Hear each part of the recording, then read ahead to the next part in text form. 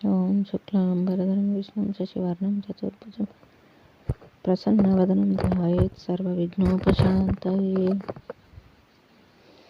ఓం సరస్వతీ నమస్తుభ్యం వరదే కామరూపిణి విద్యారంభం కరిష్యామి సిద్ధిర్భవతు మే సదా.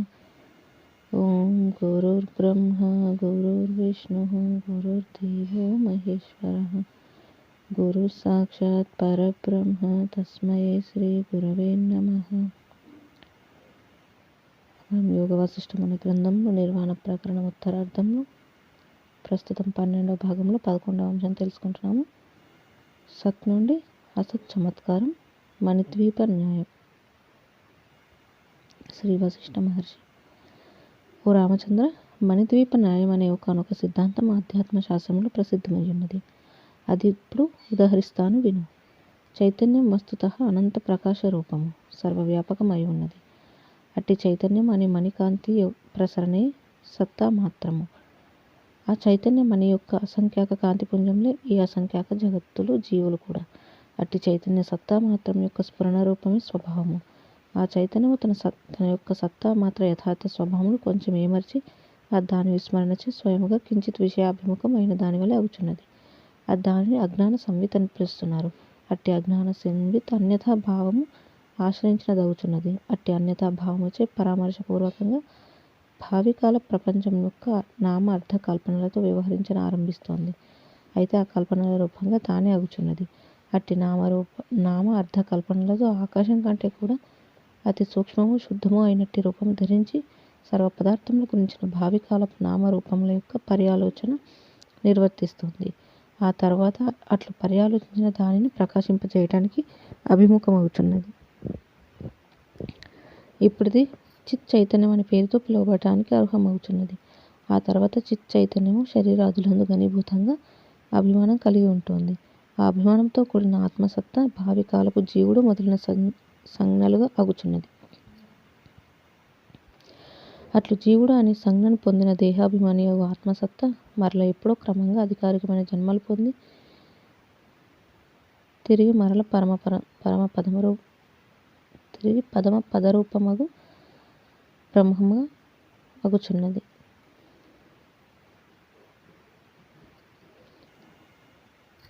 చిదాకాశంను కప్పి ఉంచే అవిద్య తన చిదాకాశత్వం ఏమర్చి జగద్భావంతో ప్రదర్శించుకుంటుంది. చిదాకాశమును కప్పి ఉంచే అవిద్యచి తన చిదాకాశత్వం ఏమర్చి జగద్భావంతో ప్రదర్శించుకుంటుంది.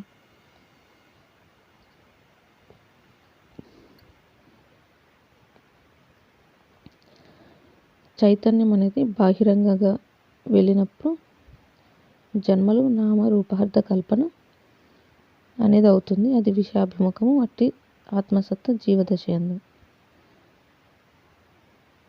అది చైతన్యం అనేది అంతరంగంగా ఉన్నప్పుడు స్ఫురణ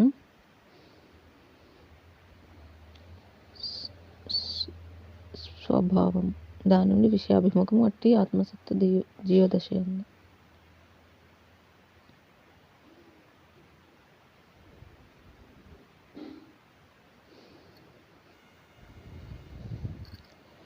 అయితే ఆవృత జీవదశయందు మాత్రం దేహ ఇంద్రియములతో తాదాత్మ్య దాసచే అనేక ఉపాధులతో వివిధ జన్మలందు తిరగాడటానికి అభిముఖం అవుతోంది. అందుచేత అది శుద్ధ రూపం యొక్క ఏమర్పుచే జన్మించిన మలిన కర్మల రజోగుణం ధరించినదై ఉంటుంది. ఓ రామచంద్ర, ఈ విధంగా అద్వితీయమగు బ్రహ్మసత్త శబ్ద స్పర్శ రూప రసగంధాది ఆయా గుణములను తన గర్భమున ధరించినదై సవికల్ప చిద్భావనచే సూక్ష్మ పంచభూతమవుచున్నది. ఆ సూక్ష్మ పంచభూతములే ఆకాశం మొదలైన నామముల యొక్క అర్థ ప్రవృత్తి కంతటికి కారణభూతమవుతున్నాయి. ఆ సూక్ష్మభూత రూపమగు బ్రహ్మసత్త నుండి లింగ శరీరం యొక్క ప్రాణ సంచార క్రియ రూపుదిద్దుకుంటుంది. అట్టి లింగ శరీర ప్రాణ సంచార క్రియచే ప్రేరితమైన అహంకారము కాలసత్తతో సహా ఉదయిస్తోంది. ఆ అహంకార కాలసత్తలే ఈ జగత్తు యొక్క స్థితికి ముఖ్య బీజములై ఉంటున్నాయి. పరాచిత్ శక్తి యొక్క నిజస్ఫురణ మాత్రమైనట్టి ఈ అసద్రూప జగత్ సమూహము అధిష్టాన చైతన్యం వలనని సత్వరి స్థితి నుండి ఉంటుంది. సంకల్పం అనే మహావృక్షమునకు బీజము చైతన్యమే సుమ.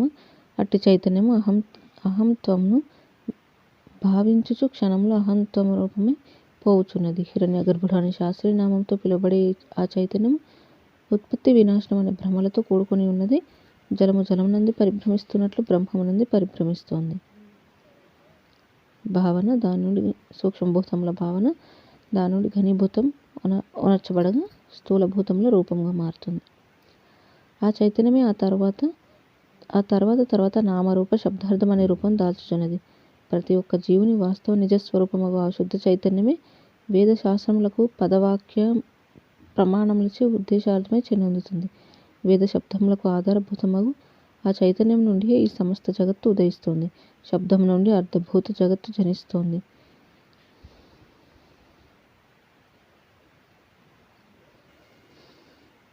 ఆ చైతన్యం నుండి జనించిన శబ్దం చేత భూమి సృజించబడింది. ఈ ప్రకారంగా విచిత్ర సంకల్పంలో నిర్వర్తిస్తున్న బ్రహ్మమే హిరణ్యగర్భుడు. ఆ హిరణ్యగర్భ బ్రహ్మము ఆ తర్వాత అనేక సంజ్ఞలతో కూడిన రకరకాల ప్రాణి సమూహములకు బీజము. ఆ హిరణ్యగర్భ బ్రహ్మము నుండి ఆకాశమంతా వ్యాప్తమై 14 లోకములకు సంబంధించిన 14 విధములైన ప్రాణి సమూహములు ద్వీపం నుండి కాంతిపుంజముల వలె బయలువెడుచున్నాయి.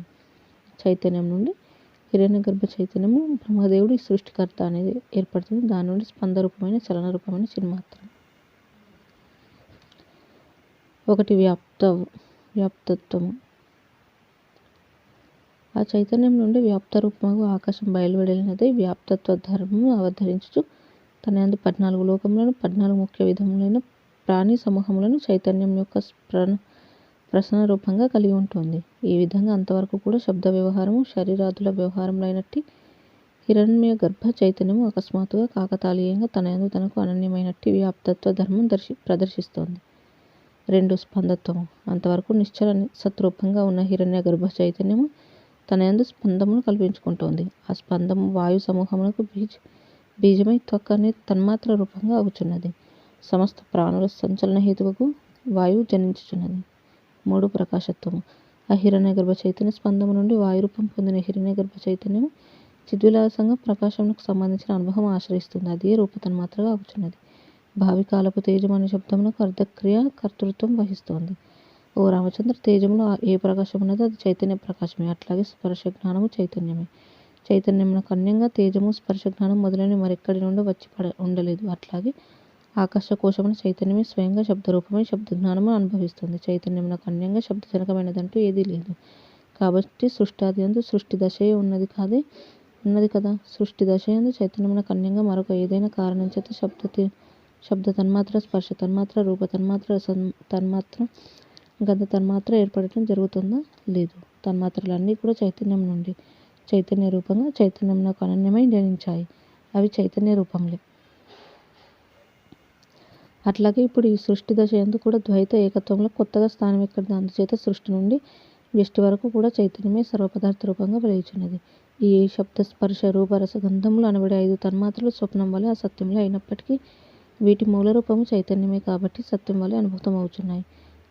తేజో రూపం పొందిన సూర్యుడు మొదలైన ప్రకాశ వస్తువులకు ఉత్పత్తి స్థానం అవుతోంది. ఆ చైతన్యము ఈ రూప విధములతోటి ప్రపంచము ఆ చైతన్యం అనే దీపద్వేజము నుండి ప్రసరిస్తోంది. రంగు అనే వికారమే ఉండనట్టి ఆకాశమునందు నీలిరంగు కనబడుతుంది చూచావా? అట్లాగే నిర్వికారమగు ఆ తేజోరూప చైతన్యం నుండి రసతన్మాత్ర జనించి జలముగా రూపుదిద్దుకుంటుంది.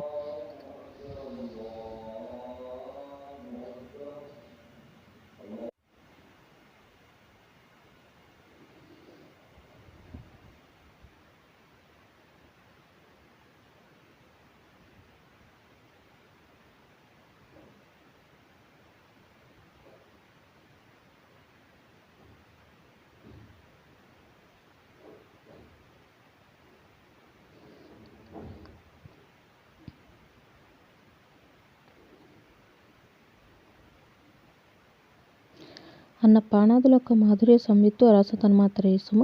ఆ హిరణ్య గర్భుడు అనే జీవుడు భవిష్యత్ పదార్థముల గురించి సంకల్పించువాడు కదా.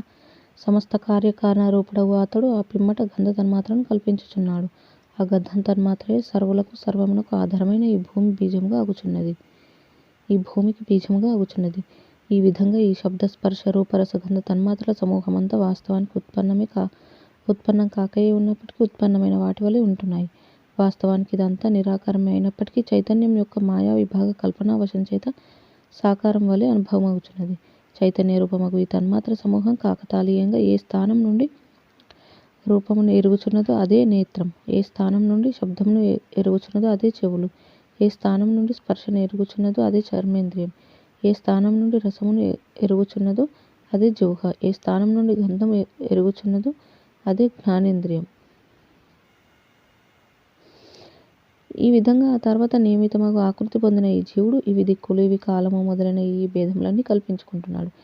అతడు వ్యష్టి భావన పొందినవాడే నేను ఈ దేహంతో సహా వీరు ఈ దేహాలతో సహా నాకంటే వేరు అనే కల్పనను ఆశ్రయించి ఎక్కడికక్కడ పరిమిత రూపత్వ దోషమును పొందుచున్నాడు. అట్టి పరిమిత రూపత్వ దోషం చేతనే కళ్ళతో చూస్తున్నాడు కానీ ఆఘ్రానించలేకపోతున్నాడు. అదే రీతిగా తదితర వేరువేరు దేహములచే వేరువేరు భోగ్యములను ఎరుగుటలేదు.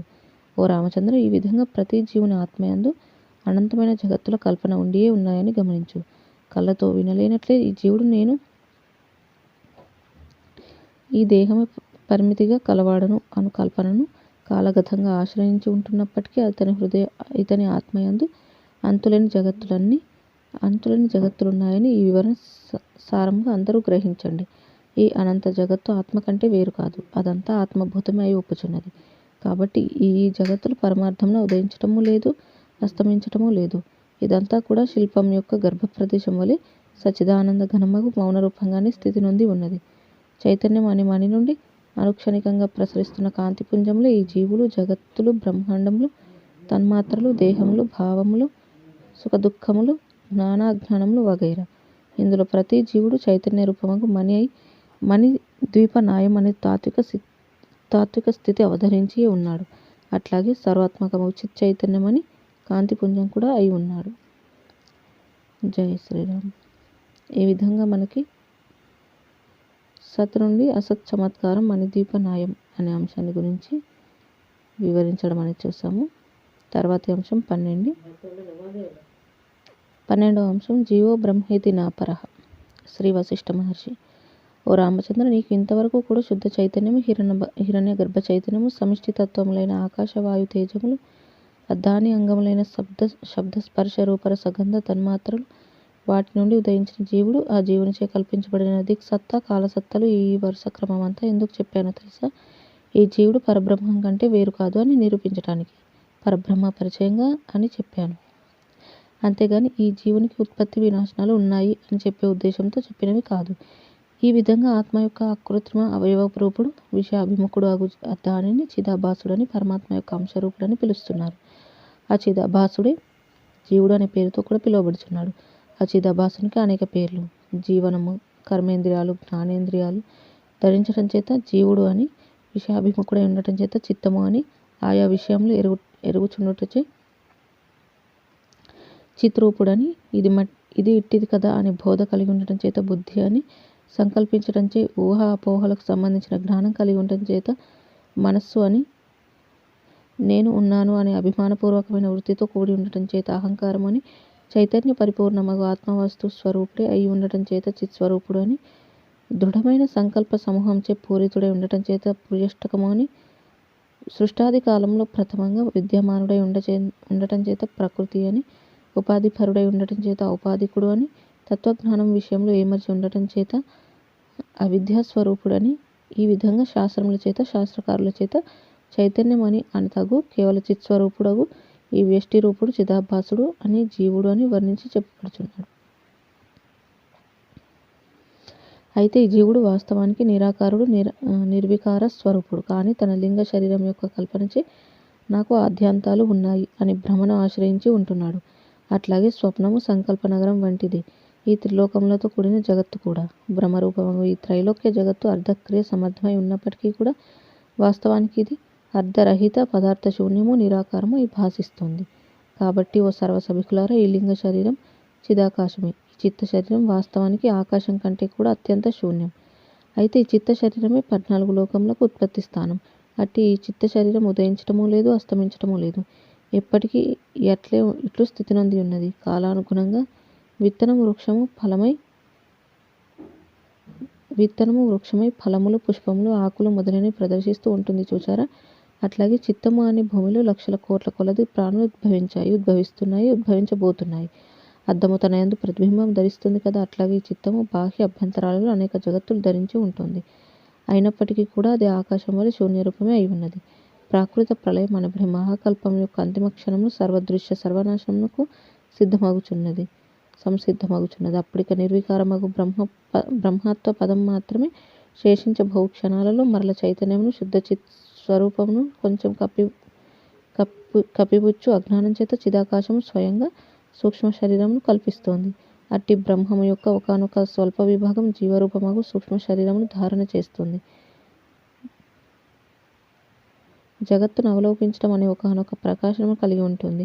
దానికే బ్రహ్మదేవుడు అని విరాట్టు అని శాస్త్రములు పేరు పెట్టాయి. అట్టి సూక్ష్మరూపుడగు పరమాత్మ యొక్క ఒకానొక విభాగమును సనాతన పురుషుడు అని, వేరొక విభాగమును శ్రీమన్నారాయణుడు అని, మరొక విభాగమును ప్రజాపతి అని శాస్త్ర పురాణ ఇతిహాసాలు ద్రష్టల పేర్లు పెట్టడం జరుగుతోంది. ఈ జీవుడు అనబడేవాడు కూడా బ్రహ్మం యొక్క విభాగమై బ్రహ్మమునకు అద్వితీయుడై ఉన్నాడు, అనన్యమై ఉన్నాడు. ఓ రామచంద్ర, ఈ దృశ్యమంతా కాకతాళీయ న్యాయం చేతనే ఏర్పడి ఉంటుంది. కాకతాళీయ న్యాయముచే ఏ విభాగమందు ఏ ప్రకారంగా పంచేంద్రియ సంవిత్తులు భాషిస్తున్నాయో ఆ ప్రకారంగా ఇంద్రియార్థములు ఇంద్రియ విషయములు స్థితి నొంది ఉంటున్నాయి. ఈ ప్రకారంగా ఈ విశాల దృశ్యం పొందబడుచున్నప్పటికీ ఇదంతా స్వస్వరూపమునకు అనన్యమే అయి ఉండటం చేత వాస్తవానికి ఇది పొందబడకయే ఉన్నది.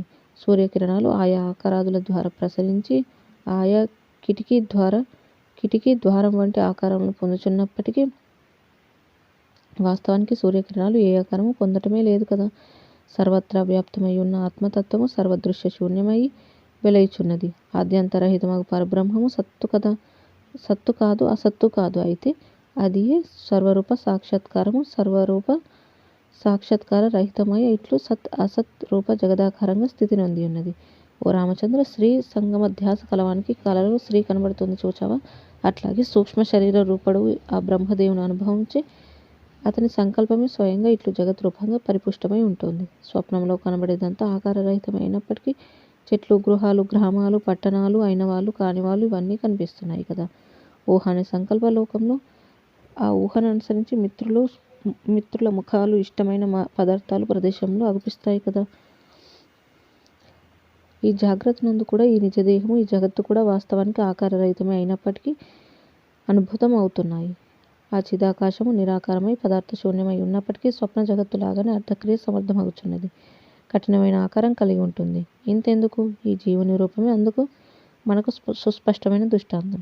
ఈ జీవుడు స్థూల రూపంగా కనిపిస్తున్నాడు కదా. అయితే ఇతనికి సూక్ష్మ శరీరం అనేది సుస్పష్టమే కదా. దేహానికి రూపం ఉండవచ్చు, సూక్ష్మ శరీరం ఏ ఆకారం? స్థూల సూక్ష్మ దేహాల అనుభవం పొందే ఈ అనుభవమునకు ఆకారం ఎక్కడున్నది? అట్టి సూక్ష్మ శరీర రూపుడవు ఈ జీవుడు నిరాకార శూన్య స్వరూపుడు, స్వప్న సదృశుడు అయినప్పటికీ స్వయముగా క్రమంగా ఆకారమును పొంది దానిని అనుభవిస్తున్నాడు. సూక్ష్మ శరీర రూపుడు అయినట్టు ఈ జీవుడు ఈ స్థూల దేహమును కల్పించుకొనుచున్నాడు. ఇక ఈ స్థూల దేహం ఎముకల అమరికచే ఆకారం పొందినదే, కాళ్ళు చేతులు కలిగి ఉన్నది, వెంట్రుకలు, గోళ్ళు, మాంసం, చర్మములతో కూడినది ఈ ఆకారం కలిగి ఉంటుంది. అట్టి ఈ దేహమునందు జన్మ కర్మల అనుభవం పొందుచున్నాడు. దేహం వయస్సును బట్టి పరిణామ స్థితిని పొందుచున్నాడు. దేశకాలముల విస్తారంతో కూడిన అనేక కాలగత అనుభవాలను కలిగి ఉంటున్నాడు. పదార్థముల భోగము కొరకై అనేక ఊహ అపోహలతో కూడిన భ్రమ పరంపరలను రచించుకుంటున్నాడు. వార్ధక్య మరణములను అనేక గుణదోషములను ధరించిన వాడై ఉంటున్నాడు. దశ దిక్కులో సంచరిస్తూ నాది నీది మొదలైన అనేక హావభావ అభావములు చమత్కారంగా కలిగి ఉంటున్నాడు. జ్ఞాతృ జ్ఞాన జ్ఞేయములు అనే త్రిపుటిని చేతిలో ధరించి ఇక్కడ సంచరిస్తున్నాడు. అనేక పదార్థముల జ్ఞానమును సంపార్జించి వాటి ఆది మధ్య అంతముల పట్ల హర్ష దుఃఖాదులను పెంపొందించుకొని కాలమును వెలుబుచ్చుచున్నాడు. ఈ తర్వాత ఏమిటి, ఇంతకు ముందు ఏమిటి అన్న ప్రశ్నకు పరిమితమైన దృష్టిలతో పరిమిత అవగాహన కావించుకొని ఈ భూమికలు, రక్తము, మాంసము, చర్మములతో కూడిన ఈ ఆకారమే నాది అని తలచి ఈ జగత్తును దర్శిస్తూ ఇంతకు మించి ఈ జగత్తు లేదు, దానికి వేరుగా నేను లేను, ఇంకేది ఎక్కడా లేదు అని తలచుచూ దృశ్యబద్ధుడు అవుతున్నాడు. ఓ రామచంద్ర, ఈ విధంగా సనాతన పురుషుడగు పరమాత్మ సూక్ష్మదేహ రూపత్వం పొందినవాడే మనోబుద్ధి చిత్తాహంకారాలు అనే చతుర్ముఖములు కలవాడే వ్యష్టి సమిష్టి స్థూల దేహములను నిర్మించుకుంటున్నాడు. వాటి నిమిత్తమై స్వయంగా పృథ్వీ, ఆకాశ జల సూర్య జన సమూహ నగర వ్యవహార శిఖర ఆదిగా గల అనేక పదార్థ రూపుడవుచున్నాడు. ఈ కనబడే జగత్ పదార్థములే నాకు ఆధారములు, నేను వీటి యొక్క అధేయుడను. ఇటువంటి భ్రాంతిమయ సంసారమును గాంచుచు తన స్వస్వరూపమును తానే ఏమర్చి తిరుగాడుచున్నాడు. జై శ్రీరామ్. ఈ విధంగా మనకు జీవో బ్రహ్మేతి నాపరః అనే అంశాన్ని గురించి వివరించడం అనేది చూసాము. ఇక తర్వాతి అంశం 13. అద్వయ బ్రహ్మనందు దృశ్యం అసంభవం. శ్రీ వశిష్ఠ మహర్షి: చూచావా రామచంద్ర, ఈ దృశ్యం కల్పన చేతనే ఏర్పడి కల్పన చేతనే అనుభవం అవుతున్నది. అనగా ఈ దాని యొక్క సృష్టికర్తయగు ఆది ప్రజాపతి బ్రహ్మదేవుడు దృశ్యమును అనుభూతమునర్చుకునే ఈ జీవుడు అనే ద్రష్ట, ఈ ఇద్దరు కూడా తన స్వకీయ కల్పనల మేళనం చేతనే దృశ్య సమన్వితమైన ఈ జగత్తును తయారు చేసిన వారవుతున్నారు. ఇంకా చెప్పాలంటే ఆది ప్రజాపతి సృష్టికి ఆది యందు ఉన్నవాడే ఈ జగత్ కల్పనకు కారకుడు బ్రహ్మదేవుడు తన యొక్క మహాసూక్ష్మ శరీరము అనగా చతుర్ముఖ శరీరం, మనోబుద్ధి చిత్తాహంకారముల యొక్క విస్తారం చేతను సత్య సంకల్పమగు తన యొక్క సంవిత్ స్వభావం చేతను కాకతాళీయ న్యాయంచే దీనికి కారకుడై ఉంటున్నాడు. అట్టి ఆది ప్రజాపతిచే ఏది ఏ రీతిగా కాకతాళీయంగా సంకల్పించబడిందో అది ఆ రీతిగానే చిరకాలం స్థితిని పొందినదవుతున్నది. ఆహా, ఆశ్చర్యమే మరి! ఎందుకంటే అట్టి సంవిత్ యొక్క సంకల్ప మాత్రం చేతనే ఈ జగత్తు భాషిస్తోంది. ఇక ఇట్టి జగత్తు సత్యము కాదు అని అనటంలో ఆశ్చర్యమేమున్నది? ఊహచే కల్పనచే రచించబడింది సత్యం ఎట్లా అవుతుంది? ఒకడు రచించిన కథలోని ఒక రాజుగారికి 2 భార్యలు ఒకరోజు 5గురితో వ్యాహాలికి బయలుదేరాడు అనే వాక్యం చదివి ఇప్పుడు రాజుగారికి 2 భార్యలా 5గురు భార్యలా? ఏది సత్యం ఏది కాదు అనున్నది ఎటువంటి సత్యాన్వేషణయో ఈ జగత్తు యొక్క సత్యాసత్యాలు అట్టివి. మొదలు రాజుగారు భార్యలు అనున్నదే కల్పన కదా. ఇక ఆపై చర్చించడం వాదించడం కల్పనా వ్యవహారంలో కాక మరింకేమిటి?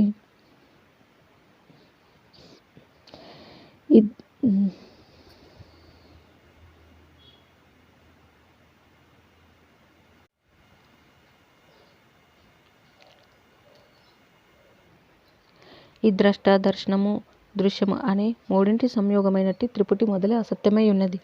లేదా అధిష్టాన రూపం చేత ఈ సమస్తము కూడా వ్యాపక బ్రహ్మమే కనుక ఇవన్నీ సత్యములే. అందుచేతనే ఇది సత్యమే అనుకున్న వారికి ఇదంతా ఘనీభూత సత్యంగాను, భ్రమయే అనుకున్న వారికి కేవలం భ్రమగాను ఈ దృశ్యమంతా అవగతం అవుతోంది.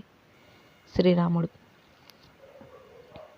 ఏ మహర్షి, సృష్టి అంతా ఆది ప్రజాపతి ఊహ నిర్మితమైన సూక్ష్మ శరీరమని మనం కాసేపు అనుకుందాం. అట్టి సూక్ష్మ శరీరము సంకల్ప మాత్రము భ్రాంతిమయము కదా. అంతా భ్రాంతిమయం అయినప్పుడు మరి కొండలు, నేల కఠినంగా ఎట్లా కనబడుచున్నాయి? నదులు, నగరాలు ఇవన్నీ ద్రవరూపంగా ఎందుకు అనుభవం అవుతున్నాయి? ఇవన్నీ కూడా ఘనీభూత రూపంగా వస్తురూపంగా ఎట్లాగుచున్నాయి?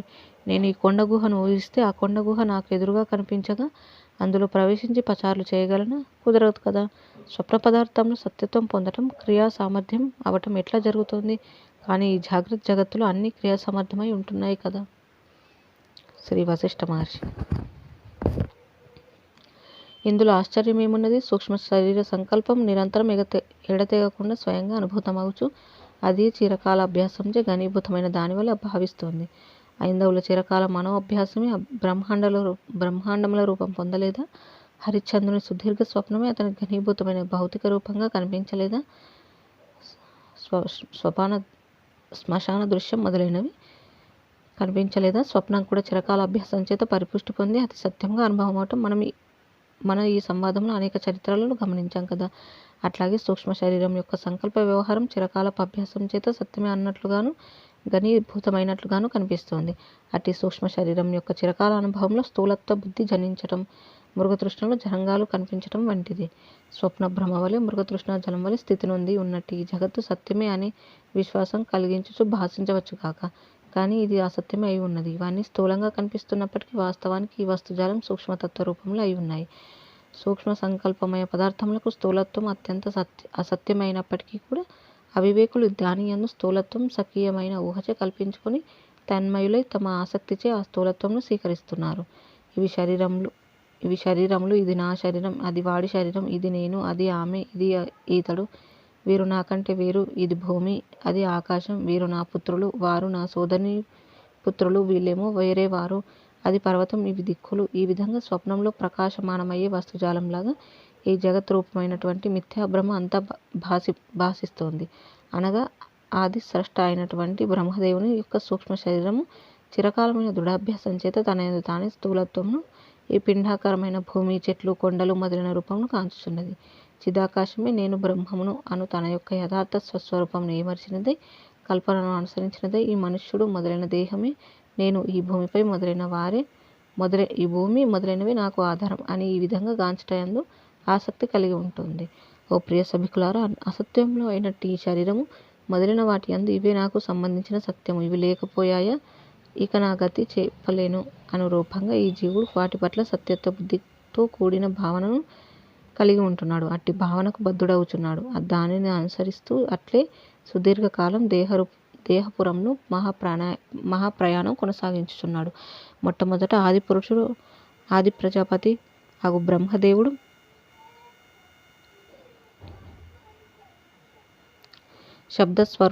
శబ్దస్వరూపుడై వైదిక లౌకిక శబ్దములను సృజించుచున్నాడు. అటు తర్వాత వాని యొక్క ఆయా ఉపాధివంతములైన అర్థములందు సంకేతముల ద్వారా సంజ్ఞలను రచిస్తున్నాడు.